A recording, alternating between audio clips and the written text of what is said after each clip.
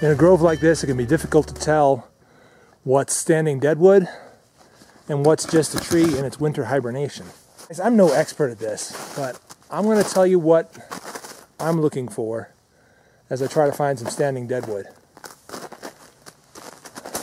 I'm looking for a lot of dead branches that just get knocked off really easily. Okay.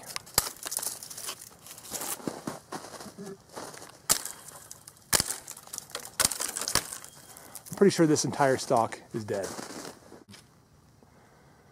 Kind of small though. If I can find a fatter one, I'd like to find a fatter one.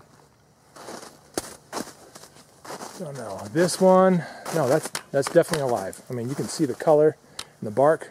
Again, here's another small one.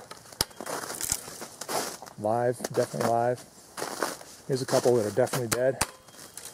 Definitely dead. Branches just getting knocked right off.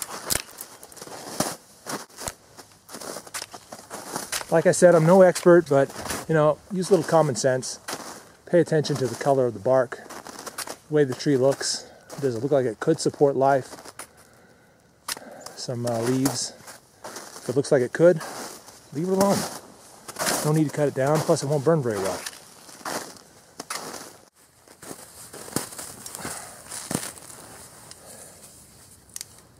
Finding a lot of smaller, skinnier stalks of deadwood than big heavy ones.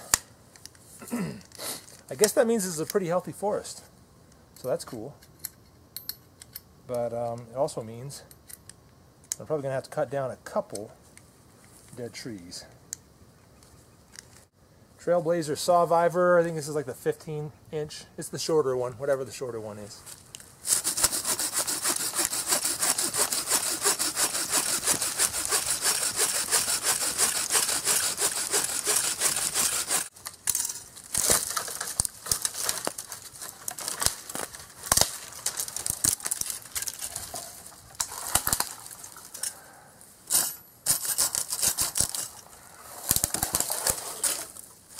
The reason they call it the Trail Blazer, it just blazes through stuff. Let's see what else I can find.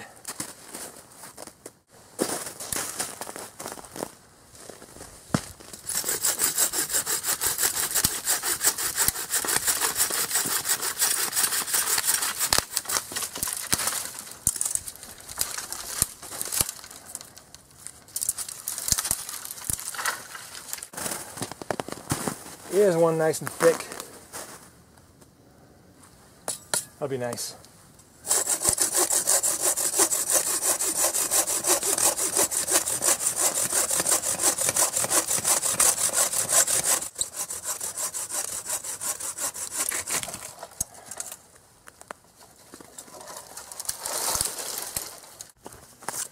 Today I'm using the Becker BK-7 to delimb, split, process some of this wood.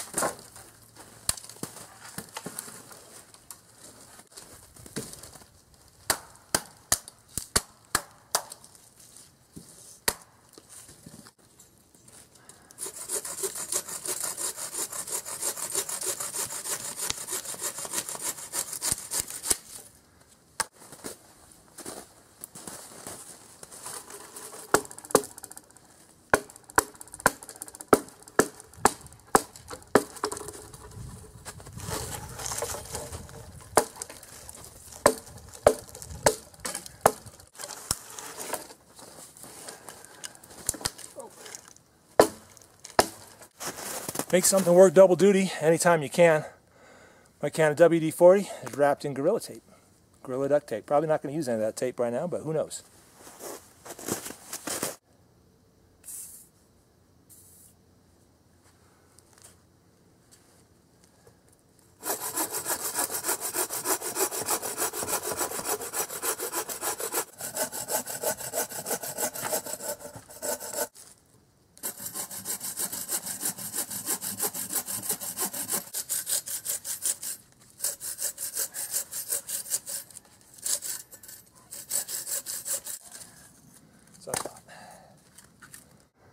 Thanks to the Sawvivor and the BK-7, we've got a pretty decent stash of firewood now. Let's get splitting and burning. That's thick.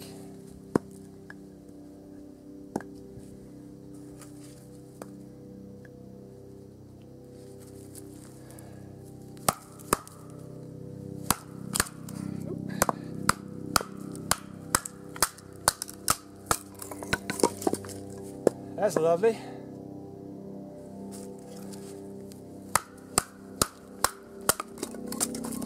K-bar Becker BK-7, forming as I thought it would.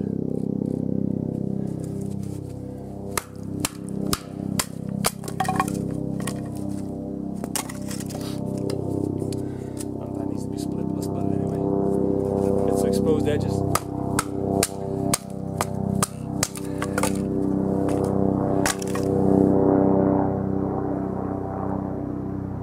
Search and rescue? I wonder.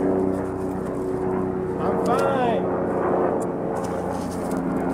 I'm here because I want to be.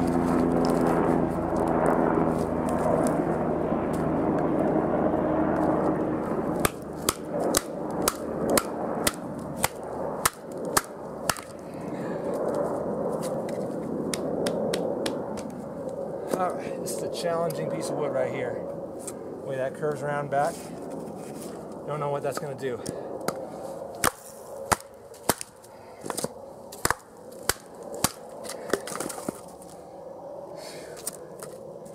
It's going to split because the BK-7 told it to.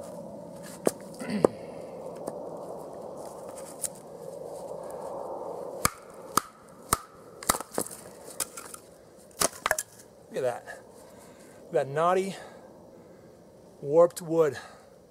Warped isn't the right word for it. It's kind of curvy. Doesn't matter. Get momentum going. This thing will take it apart. Beautiful.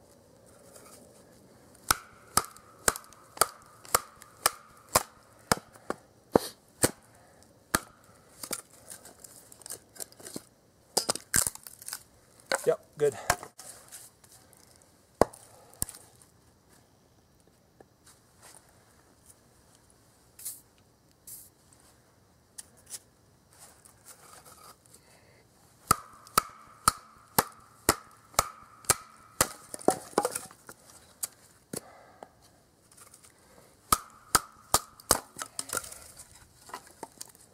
This could be shorter, but so what? It'll burn, it'll burn. Not gonna be up here all day anyway, just a couple more hours.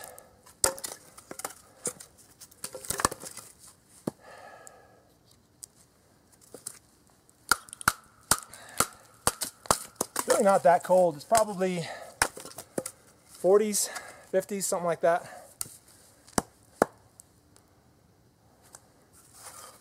No, not 50s, 40s.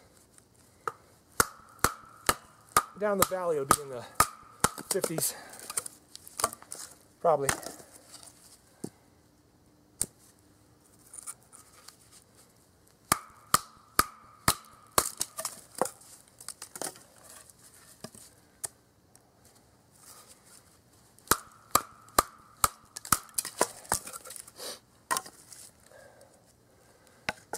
Let's see if I can plow through this. Lay it down like so. Nice. Love it. BK-7 is rocking, man. This is a tough knife.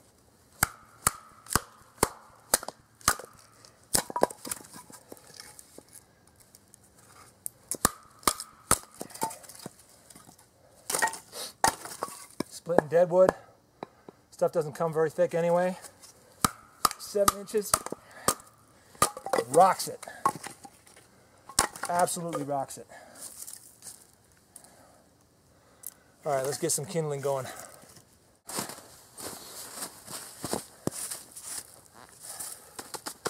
Got my fire platform. Got 2 different degrees of kindling. I've got all my fuel wood. What I'm actually going to use to get this thing going is some of this. These are those Esbit fuel cubes find that they light up really well and hold a flame pretty well. Watch, I do it now and it's going to poof right out as soon as I scratch a light. Now, I don't think it will, but we'll see.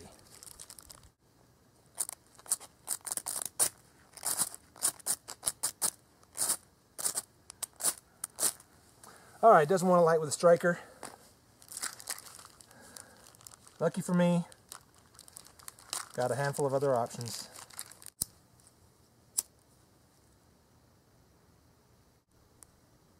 It's burning. You can't really see that in the sunlight, but it's burning.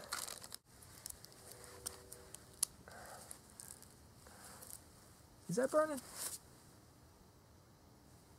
It's not burning anymore. Crying out loud.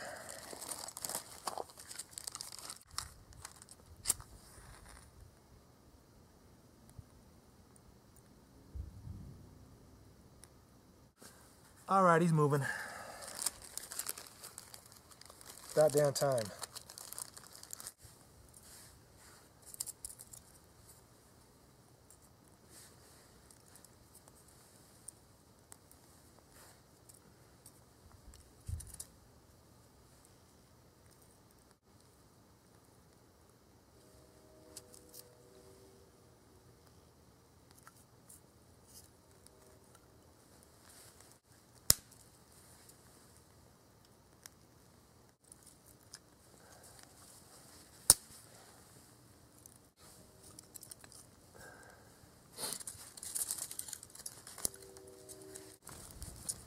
So many different ways to effectively build a fire.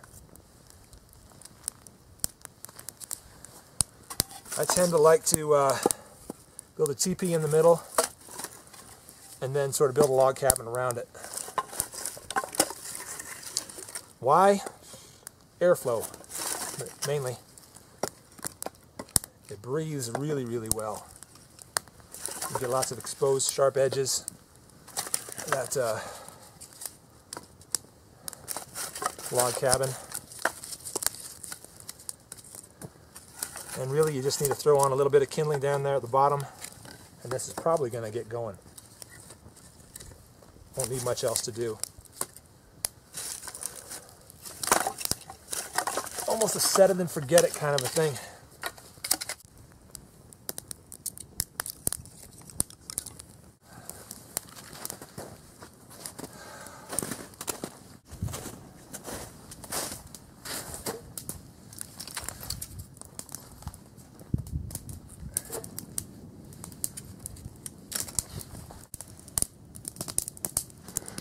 Like I said, set it and forget it. That's what I love about that log cabin style. Tons of ventilation. You know, you just start stacking this stuff up and it burns when it's ready.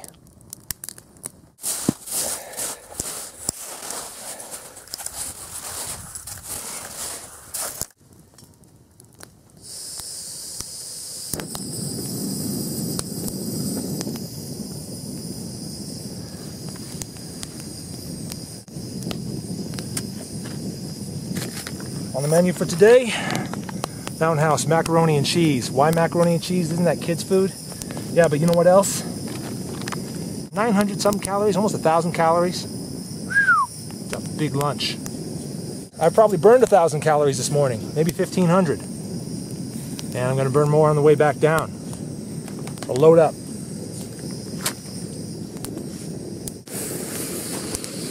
See how my fire's doing. Breaking up some of the branches and throwing them on the top.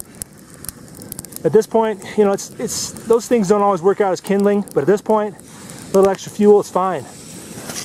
You know, relying on those branches as kindling is a bad idea from my experience. They don't like to burn, at least not when the fire is small. But at this point, throw them on. I've just piled on the remainder of my firewood. That's it, folks. That is all we're going to burn today. Goes to show you got to prepare a lot of fire, a lot of firewood. You want to stay warm. You got to cut, man. Prepare that stuff. Keep going. This has lasted me, an hour, maybe, if that. Gosh. Anyway, it's fun to sit and watch. My fire's dying down. It'll keep going for a little while. But I'm not putting any more wood on it, so I'm all out. My mac and cheese is cooking. And while I'm waiting for that, I'm enjoying myself a nice hot cup of hot chocolate.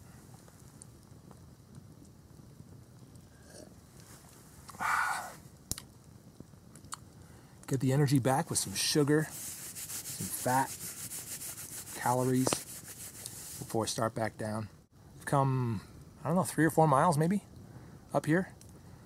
It's gorgeous, love it. And after all the work of putting a fire together and all the other stuff I've been doing, yeah, I'm exhausted. Food is going to make a difference there. And no, I'm not dehydrated. I brought 3 liters of water and I've been drinking it.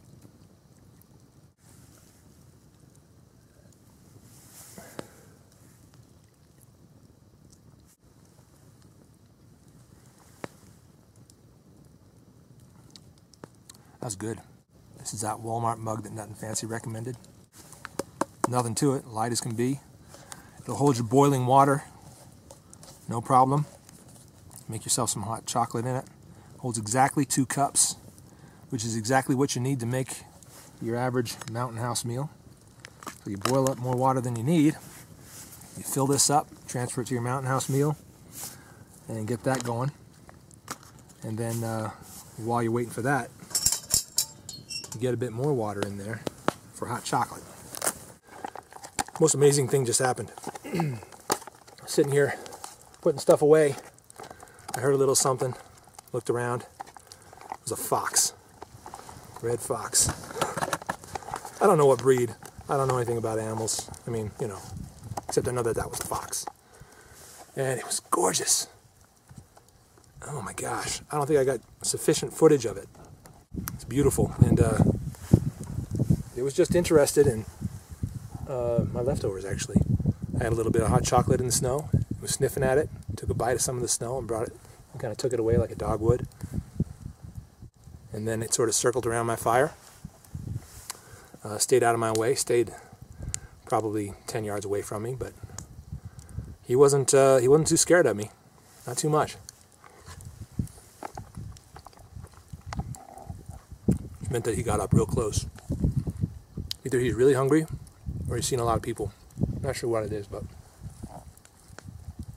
that was awesome. Such a cool experience. Well, anyway, I brought out a battery. I'm going to down this lunch, get back down that hill. Got a lot more stuff planned for today.